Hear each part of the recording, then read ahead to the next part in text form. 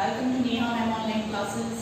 इसके previous video में हमने क्लास 8 का third chapter that is understanding quadrilateral start किया था and in that video I explained about the curve, simple curve, polygons, convex and concave polygons, है ना, and angle sum property of quadrilateral, इसके बारे में हमने डिस्कस किया था। नाउ उसके आगे now today I am discussing about the regular and irregular polygons. ठीक है, तो ये बहुत ही इंपॉर्टेंट टॉपिक है, रेगुलर एंड इरेगुलर पॉलीगन्स। क्या मीनिंग है इसका? रेगुलर पॉलीगन्स, रेगुलर पॉलीगन्स में क्या है? The polygons which have all the sides of equal measurements and all the angles of equal measurements. That means कि ऐसा कोई पॉलीगन जिसके सारी साइड्स और सारे एंगल अगर इक्वल मेजरमेंट के हैं तो हम उसे रेगुलर पॉलीगन कहेंगे, है ना। ये polygon which have equal sides and equal angles. Okay, then तो अगर हम ऐसा कोई एग्जांपल देखें तो सपोज कि मैं पॉलीगन्स में से सबसे फर्स्ट स्मॉलेस्ट जो पॉलीगन है ट्राइंगल की बात करूं, तो ऐसा कौन सा ट्राइंगल है आपके पास जिसे हम रेगुलर ट्राइंगल की फॉर्म में लिख सकते हैं? मतलब ऐसा ट्राइंगल जिसकी सारी साइड्स इक्वल हो और जिसके सारे एंगल्स भी इक्वल हो। तो सिंपली क्या आंसर होगा इसका कि a triangle which have all the sides equal and all the angles of equal measurement, that is equilateral triangle। Clear? तो अगर हमें कोई पूछे कि रेगुलर ट्राइंगल का कोई एग्जांपल बताओ या नेम है triangle which is a regular triangle, तो that is equilateral triangle. Similarly अगर हमें पूछा जाए कि रेगुलर क्वाड्रिलेटरल, नेम है क्वाड्रिलेटरल व्हिच इज रेगुलर, है ना। ये क्वेश्चन आपके एक बार एग्जाम में भी आया था। रेगुलर क्वाड्रिलेटरल कौन कौन से हैं उनके नेम करो, आप नेमिंग्स दो। तो सिंपली अगर हम देखें तो हमने क्वाड्रिलेटरल्स में पढ़ा है स्क्वायर, रेक्टेंगल, रोम्बस, पैराग्राम, ट्रेपीजियम। तो आपको इसमें से ढूंढना है कि कौन सा ऐसा है जिसकी सारी साइड्स इक्वल है और सारे एंगल भी इक्वल है। तो नॉर्मली स्टूडेंट्स जब रेगुलर क्वाड्रिलेटरल का क्वेश्चन पूछा जाता है तो स्क्वायर एंड रोम्बस दोनों आंसर करते हैं, बट दोनों आंसर सही नहीं है। Only square is regular quadrilateral, rhombus is not a regular quadrilateral. क्यों? क्या डिफरेंस है? देखो स्क्वायर में हम देखें तो सारी साइड्स क्या हैं? All sides are equal and all angles are of 90 degree, मतलब सारे एंगल्स भी आपके क्या हैं? Equal. All angles are equal. तो जो रेगुलर पॉलीगन की डेफिनेशन है वो इसके सेटिस्फाई हो रही, दैट मींस कि square is a regular quadrilateral. But what about this rhombus? Rhombus में क्या प्रॉब्लम है जो मैं कह रही हूं कि rhombus is not a regular quadrilateral. क्या है रोम्बस? कैसा होता है हमारे पास? डायमंड शेप का, है ना, जिसमें आपके पास सारी साइड्स तो इक्वल होती हैं बट अपोजिट एंगल्स का सम आपका 180 होता है। सारे एंगल्स जो है वो इक्वल नहीं होते, है ना, कि all sides are equal but all angles are not equal. All angles are not equal. Rhombus is also a parallelogram. Parallelogram की प्रॉपर्टीज के अकॉर्डिंग देखें आप तो जो अपोजिट एंगल्स होंगे उनका सम आपका 180 आता है, बट जो एंगल्स है सारे all angles are not equal. That means rhombus is not a regular quadrilateral. तो रेगुलर क्वाड्रिलेटरल के अकॉर्डिंग अगर हमें आंसर करना है तो क्या आएगा? Our regular quadrilateral is square not a rhombus. तो ये दोनों क्वेश्चंस आपके 1 मार्क्स के अकॉर्डिंग पूछे जाते हैं, एमसीक्यू में भी पूछ सकते हैं, फिलअप्स में भी पूछ सकते हैं आपको, ना, फिल इन द ब्लैंक्स के अकॉर्डिंग, या जो वन वर्ड आंसर के अकॉर्डिंग क्वेश्चंस होते हैं उसमें भी आपको पूछा जा सकता है। ठीक है, तो simply regular triangle is a equilateral triangle, regular quadrilateral is a square not a rhombus. ठीक है, तो इसी बेसिस पर आपका एक्सरसाइज 3.1 का क्वेश्चन नंबर 5 जो है, exercise 3.1 question number 5, you can do that, है ना। अब इजीली आप पढ़ोगे, आपको इसी कॉन्सेप्ट में से वो आंसर आपको मिल जाएगा. Now moving to the next concept, that is angle sum property of polygons. तो इसके प्रीवियस वीडियो में मैंने angle sum property of quadrilateral आपको बताया था. सेम इसी तरह से हम किसी भी पॉलीगन का एंगल सम फाइंड आउट कर सकते हैं, है ना. तो next topic is angle sum property of polygons. तो जैसे मैंने क्वाड्रिलेटरल में आपको बताया था कि suppose I am drawing one quadrilateral A B C और बी. तो अगर हमें angle A plus angle B plus angle C plus angle D find out करना है ना, कि ऑल द फोर एंगल्स उसका सम जो होता है दैट इज ऑलवेज 360 डिग्री. ठीक है. और बताया भी था कि अगर हम एक डायगोनल ड्रॉ कर दे then it has two triangles. इस ट्रायंगल का 180 डिग्री, इस ट्रायंगल का भी 180 डिग्री. टोटल दोनों ट्रायंगल्स के एंगल का सम देखें हम तो क्या आ जाएगा 360. सिमिलरली अगर क्वाड्रिलेटरल का नेक्स्ट जो पॉलीगन है that is pentagon, 5 sided polygon, है ना. तो अगर मैं सपोज कोई पेंटागन ड्रॉ करती हूं और मुझे इस पेंटागन के सारे एंगल्स जो है उनका सम फाइंड आउट करना है. That means angle A plus angle B plus angle C plus angle D plus angle E क्या आएगा इसका मेजरमेंट, ये फाइंड आउट करना है. तो देखो इसमें भी हम इसी ट्रिक को यूज कर सकते हैं कि जो पूरा फिगर है उसको ट्रायंगल्स में सेपरेट करेंगे हम. तो दिस इज फर्स्ट ट्रायंगल और अगर मैं इसको भी ज्वाइन कर दूं तो ये दो और ट्रायंगल्स हमारे पास आ गए, है ना. तो ये फर्स्ट ट्रायंगल का सम जो आएगा एंगल का that is 180, second is also 180 and third is also 180. ठीक है. तो अगर हम यहां पर इसको सम करें 180 plus 180 plus 180 then we will get 540 degree. Clear. तो हमारे पास ये पेंटागन के सारे एंगल्स का सम आ गया 540 डिग्री. या हम कह सकते हैं कि the angle sum property for the pentagon is the sum of all the 5 angles of pentagon is always 540 degree. But ऐसे हमारे पास बहुत सारे पॉलीगन्स हैं, सबके लिए हम ऐसे फाइंड आउट ट्रायंगल करके नहीं कर सकते. उसके लिए एक फॉर्मूला होना चाहिए. तो आपकी बुक में एक फॉर्मूला गिवन है कि हमारे पास angle sum of polygon that is equals to n minus 2 into 180 degree, where this n is number of sides. That means अगर हमें कोई हायर पॉलीगन के बारे में पूछा है कि बताओ कि ऑक्टागन में एंगल सम प्रॉपर्टी क्या होगी, तो हम ऐसे बना के और वापस उसको ट्रायंगल्स में डिवाइड करके कितने 180 कितने ट्रायंगल्स बनेंगे ये फाइंड आउट करने से बेटर है कि हम ये फॉर्मूला लर्न करें कि angle sum property of angle sum of this polygon is n minus 2 into 180 where n is number of sides. तो जैसे अगर मैं इस पेंटागन के बारे में ट्राई करूं, पेंटागन में हमारे पास नंबर ऑफ साइड्स क्या है, मतलब n क्या है, दिस इज 5 साइडेड पॉलीगन है pentagon. And so angle sum देखें हम सम ऑफ पेंटागन, तो हमें क्या करना है n minus 2 into 180.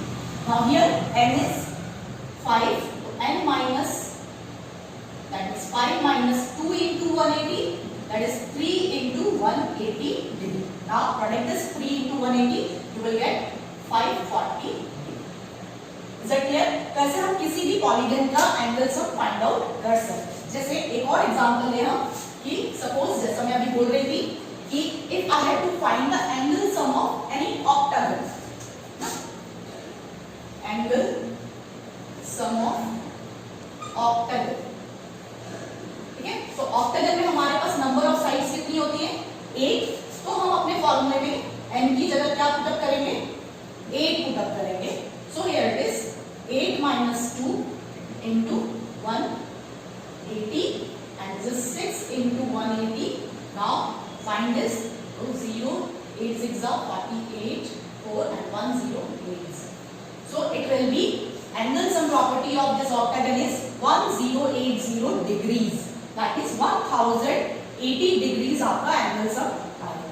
तो आई होप कि आपको ये कॉन्सेप्ट समझ में आ गया होगा कि मैं क्या कहना चाह रही हूँ कि अगर हमें किसी भी हायर पॉलीगन की angle sum sum find out करना है कि सारे एंगल्स का सम क्या होगा, that you can easily use this formula, that is n-2 into 180 degrees. Actually ये n-2 180 हम यहाँ नहीं रहते हर ट्रायंगल के अकॉर्डिंग, तो जब भी हम यहाँ पर नंबर ऑफ ट्रायंगल्स जो पता करना चाह रहे हैं वो n-2 से पता होते हैं। जैसे हमारे पास यहाँ पर क्या था, 5 साइडेड था, तो हमारे पास बने कितने, 3 ही ट्रायंगल्स बने, सो here it is n-2 that is 3 into 180 आ गया अपने आप आपके पास। क्लियर? तो हम सिंपली डायरेक्ट फॉर्मूला यूज कर सकते हैं n-2 into 180। तो इसी के अकॉर्डिंग आपका जो 3.1 एक्सरसाइज में क्वेश्चन नंबर 5 आई थिंक 5 है, वो आप कंप्लीट कर सकते हो, है ना। सेम यही पूछा हुआ है आपके पास, अलग अलग दे रखी। क्वेश्चन नंबर 4 एक्सरसाइज 3.1 में क्वेश्चन नंबर 4 जो है वो इसी पैटर्न पे दे रखा है। There some table is also given, जहां जो इस तरह से मैंने अभी आपको एक एक एग्जांपल लेके बताया है, वहां पर भी आपको ऐसी टेबल में ड्रॉ करके बता रखा है, one triangle is there, the quadrilateral is there, pentagon is there, और नीचे आपको इस टेबल को फिल करना है, and after that you have given some questions जिसको आप इस फॉर्मूले को यूज करके सॉल्व कर सकते हैं। ठीक है, now moving to the next question of this exercise 3.1। इसमें क्या करना है, कॉन्सेप्ट मैंने आज दो बताया आपको, रेगुलर पॉलीगन, है ना, और इरेगुलर पॉलीगन। इरेगुलर पॉलीगन कौन सा होगा, जिसमें रेगुलर की कंडीशंस अप्लाई नहीं होंगी। दैट मींस कि ऐसे पॉलीगन्स जिसमें सारी साइड्स इक्वल नहीं हो, तो वो क्या हो जाएगी आपके पास, इरेगुलर पॉलीगन्स। तो सबसे मेन हमें रेगुलर ही याद रखना है ना, क्योंकि आगे के एक्सरसाइज में जो क्वेश्चंस है उसमें रेगुलर वर्ड बार-बार आपको मिलेगा। तो regular polygon is where the number of all the sides are of equal measurements and all the angles are also equal measurements। तो उसके लिए हम एक वर्ड और भी ले सकते हैं, that is equilateral and equiangular, है ना। all sides are equal, उसके लिए वर्ड यूज कर सकते हैं equilateral, और all angles are equal, उसके लिए हम यूज कर सकते हैं equiangular। ठीक है, तो जहां पर ये दोनों प्रॉपर्टीज होंगी वो रेगुलर पॉलीगन होंगे, and this one angle sum property. ठीक है, now moving to the exercise 3.1 question number 6। Now exercise 3.1 question number 6 I am taking, and some 4 parts are given here. So first take this A part. A part is very simple, आप पहले भी कर चुके हैं उसको triangles के chapter में, हमने वहाँ पे ट्रायंगल्स में इस तरह से x फाइंड आउट करना सीखा था। सिमिलरली हमारे यहाँ पे फर्स्ट A पार्ट में एक क्वाड्रिलेटरल गिवन है और उसके 3 एंगल्स आपको गिवन है, and you have to find this fourth angle, that is x। तो सिंपली अभी हमने जो angle sum property of polygons पढ़ा है उसी के अकॉर्डिंग हमारे क्वेश्चन 6 जो है वो होगा। तो अगर क्वाड्रिलेटरल के लिए देखें हम, तो what is the angle sum property for the quadrilateral, the sum of all the 4 angles must be equals to 360 degrees. तो हम भी यहाँ पर वही यूज कर रहे हैं कि एंगल सम प्रॉपर्टी क्या है, अगर हम इसको नेमिंग भी कर सकते हैं ABCD, एंगल ABCD आप मार्क कर सकते हो। So for solution of A, angle A plus angle B plus angle C plus angle D that is equals to 360 degree। और जब भी हम कोई प्रॉपर्टीज वगैरह यूज करते हैं हम साइड में उसका रीजन जरूर मेंशन करते हैं। So this is angle sum property of quadrilateral। Clear? Now put the values of this ABCD। तो एंगल A हमारे पास है 50 degree, angle B is 130 degree, angle C is 120 degree, and angle D is x। So जैसे simply हम equation solve करते हैं वैसे equation solve करके आप x फाइंड आउट कर सकते हो। तो सिंपली अगर हम देखें, so this is 180 plus 120 plus x equals to 360। Again on adding this you will get 300 plus x equals to 360, and on solving this तो यहाँ पर 300 प्लस का है, इस साइड पर जाकर हमारे पास माइनस का आ जाएगा, तो दिस विल बी 60। तो देखो ये इक्वेशन वाला जो टॉपिक है जो हमने सेकंड चैप्टर पूरा पढ़ा है ना, linear equation in one variable वाला, वो कहीं पे भी इन्वॉल्व हो जाएगा। अब यहाँ अंडरस्टैंडिंग क्वाड्रिलेटरल में भी देखो आपको इक्वेशन सॉल्व करने के लिए आ रही है ना, तो वो चैप्टर आपका बहुत ही इंपॉर्टेंट है, कहीं पे भी आपको इक्वेशन सॉल्व करना आ सकता है। तो सिंपल इक्वेशन थी जो आपने 7th क्लास में भी करी थी वैसे तो, है ना, कि प्लस का है तो माइनस में ले जाना है, you have to find the value of x। तो ये फर्स्ट क्वेश्चन इजी था, इजी हो गया। Now moving to the second B part. Second part B में क्या दिया है, देखो फर्स्ट पहले आप ऑब्जर्व करो कि किस टाइप का पॉलीगन आपको गिवन है ना। तो यहाँ पर भी हमारे पास चेक करो कितनी साइड्स है, here it is 1 2 3 and 4. So ये भी आपका क्या है, क्वाड्रिलेटरल ही है. I am making this A B C and D also here. तो अगर हम बी पार्ट में देखें तो क्वाड्रिलेटरल में सेम कि angle A plus angle B plus angle C plus angle D जो है आपका क्या हो गया 360 degree. And right the property that is angle sum property of quadrilateral. अब देखो यहाँ पर ध्यान से थोड़ा सा इसमें चेंज क्या किया गया है कि एंगल ए में बॉक्स शेप का आपको कुछ बना के दिया है और आपको पता है कि 90 डिग्री के लिए यूज किया जाता है. But here it is given as exterior. बाहर का जो एंगल ए है वो आपको 90 डिग्री दिया है. तो हमें तो यहाँ पर क्या था, इंटीरियर एंगल का सम देखना होता है. वो आपके पास एंगल सम प्रॉपर्टी में यूज होता है. तो इंटीरियर एंगल जो होगा वो हमें पहले कैलकुलेट करना है. तो सिंपली से हम कैलकुलेट कर सकते हैं कि एंगल ए क्या होगा आपका 180 माइनस 90 दैट इज 90. ये क्यों लिखा मैंने 180 माइनस 90? आपने क्लास 7th में लीनियर पेयर के बारे में पढ़ा था कि कोई एक स्ट्रेट लाइन है, उस पे अगर हम इस तरह से दो एंगल्स बनाए ना, suppose this x and this y, तो इनका सम क्या होता है हमेशा 180 डिग्री. तो अगर एक एंगल मुझे यहाँ पर 30 दिया है तो मैं y कैसे निकालूंगी 180 माइनस 30 करके. सेम उसी तरह से यहाँ पर भी हमारे पास है कि इस साइड पर 90 है तो यहाँ पर क्या होगा 180 माइनस 90 दैट इज 90. और ऐसे भी 90 90 मिलकर ही आपके पास 180 डिग्री बनते हैं. तो सिंपली आप यहाँ पर एंगल ए क्या यूज करोगे 90 डिग्री. यहाँ पर भी मैं लिख सकती हूँ इसका लीनियर पेयर आप रीजन लिख सकते हो. First we have to calculate A, then start with this angle sum property. Now put the values and solve this. So angle A is 90, B is 60 and C is 70 and D is X and this is 360. ठीक है, तो इसके आगे आप calculation जो है खुद करो है ना और फाइंड आउट करो कि X कितना आता है. बहुत ही सिंपल सा है. Just you have to wait and take that in RHS part. Now I am taking this third part, C part. अब C part थोड़ा सा डिफरेंट है. क्या है देखो, सिमिलरली आप पहले चेक करो कि which type of polygon it is. किस टाइप का पॉलीगन है आपका ये. Calculate, find the number of sides 1, 2, 3, 4 and 5. 5-sided polygon है ये. That means हमें क्या यूज करना है इसे पेंटागन. तो हम जो एंगल सम प्रॉपर्टी भी हम क्या करेंगे पेंटागन की यूज करेंगे. Is it clear? तो पेंटागन की आपके पास अभी हमने इसके पहले जब यूज किया बताया था मैंने कॉन्सेप्ट, तब क्या आ रहा था हमारे पास पेंटागन के लिए एंगल सम 540 डिग्री. आप चाहो तो जो फॉर्मूला मैंने बताया है उससे भी फाइंड आउट कर सकते हो n - 2 * 180 डिग्री. वहां पर हम n की जगह 5 यूज करेंगे तो भी आपके पास 540 डिग्री आ जाएगा. बट जैसे हमने यहाँ पर angle A interior angle find out किया, वैसे ही यहाँ पर भी आपको ये दो एंगल्स फाइंड आउट करने पड़ेंगे. तो A B C D and E मैंने वर्टाइसेस को नेम कर दिया. तो यहाँ पर अगर हम देखें तो एंगल ए जो है उसका एक्सटीरियर पार्ट बाहर का जो पेंटागन में अंदर आ रहा है इंटीरियर में आ रहा है वो हमें गिवन नहीं है. So first we have to find this interior of angle ए.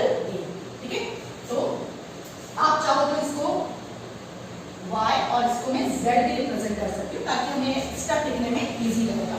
सो अगर हम देखें यहाँ पर कि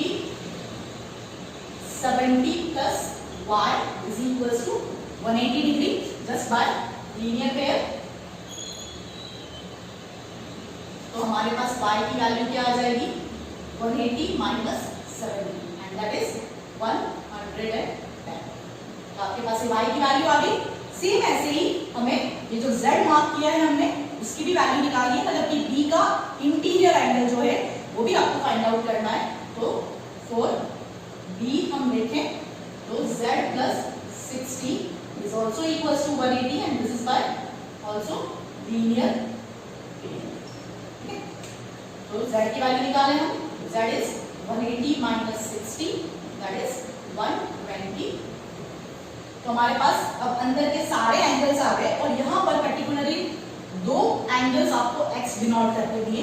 उससे कोई फर्क नहीं पड़ता, जब हम एंगल सम प्रॉपर्टी में यूज करेंगे अपने आप आपके पास एक इक्वेशन बनेगी है ना.